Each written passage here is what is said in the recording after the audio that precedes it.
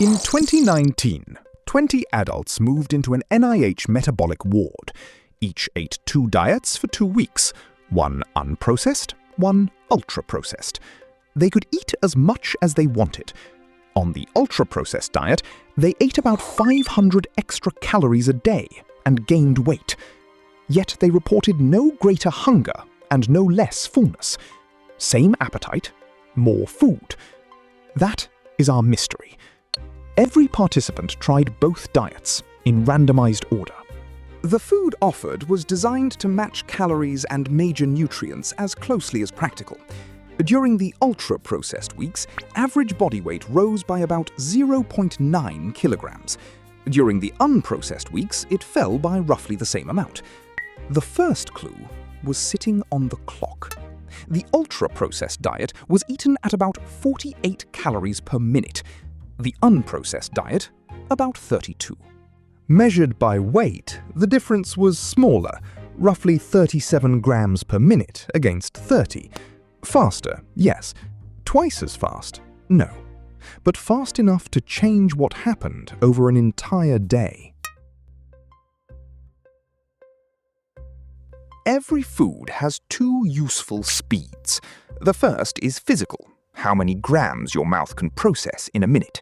A crisp apple and a soft pastry do not demand the same chewing. The second is energy density, how many calories are packed into each gram. Multiply grams per minute by calories per gram, and you get calories per minute. That is the speed at which energy crosses the table. A soft food can move quickly. An energy-dense food carries more in every bite. Together, those properties can deliver considerably more energy before the meal ends.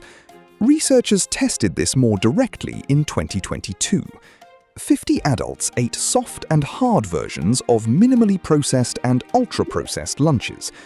Across both processing levels, harder meals were eaten more slowly and produced about 26% lower energy intake. Then a longer trial made the comparison cleaner. 41 people ate 2 ultra-processed diets for 14 days each. The diets were matched for palatability, portions, energy offered, non-beverage energy density, and variety. Their planned difference was texture and the eating rate it produced. On the slower diet, people consumed 369 fewer calories per day. Both diets were ultra-processed. One was simply harder to eat quickly. This does not mean fullness is controlled by a stopwatch that remains silent for 20 minutes and then rings. Satiation is assembled from several signals while a meal is happening. Texture changes how much energy arrives during that same window. Ultra-processed food is a category, not a single material. A fizzy drink, sliced bread, and chicken nuggets can share one Nova group. They clearly do not behave alike in the body. Processing can mill grains, extrude starch, blend emulsions, or replace a structure that needs chewing with one that yields quickly. But not every ultra-processed food is soft, and not every minimally processed food is slow. The original structure matters because food is physical before it is chemical. A carrot contains plant cells and cell walls. A nut has a dense plant tissue that must be fractured. Meat is held together by proteins and connective tissue, not cellulose.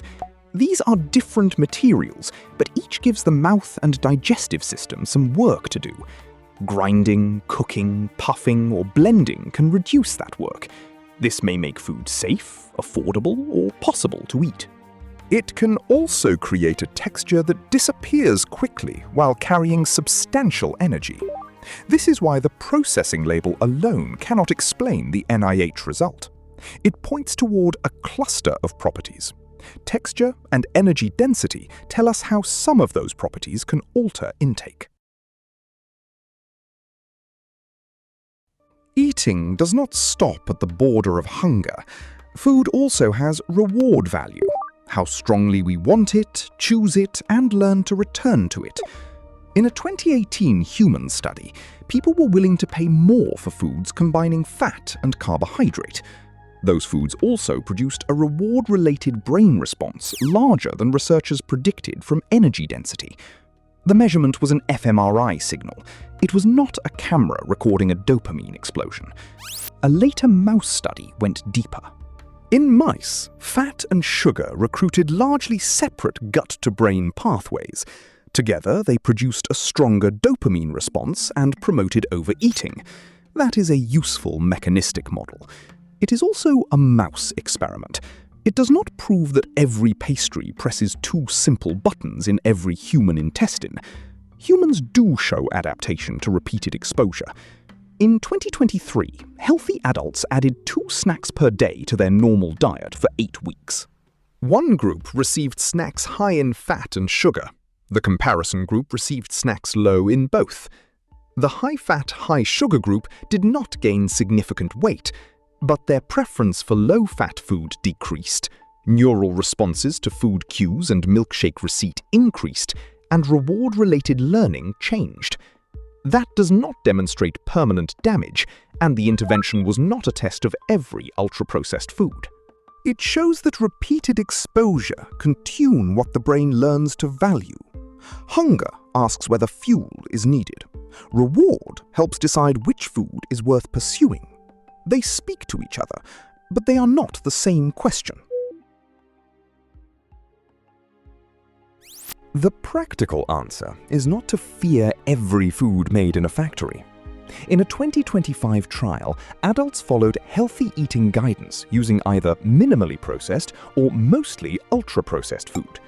People lost weight on both, although the minimally processed diet produced about 1 percentage point more loss over 8 weeks.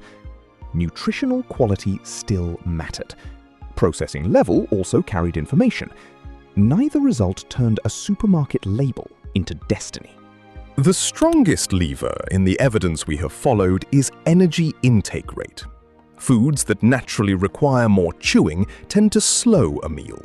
Water-rich and less energy-dense foods deliver fewer calories per gram. Recognizable structure can help with both. The important word is naturally. Counting every chew or waiting for a magical 20-minute alarm turns lunch into unpaid laboratory work. Changing the food or the combination on the plate is usually simpler than trying to operate your jaw with a stopwatch. That could mean choosing whole fruit instead of drinking the same calories, or adding real texture to a very soft meal. Convenience, price, shelf life, disability, sensory needs, and time all matter. Ultra-processed foods can solve real problems. The goal is not dietary purity. It is noticing when convenience also makes energy unusually fast. The volunteers in the NIH ward did not reveal a broken appetite. They revealed the limits of expecting appetite to count every calorie perfectly, while texture, energy density, and reward change the pace of the meal. 500 extra calories did not require 500 calories worth of extra hunger. So, is this ultra-processed is a useful first question. The better second question is, what did processing do to the way I eat it? Stay silly.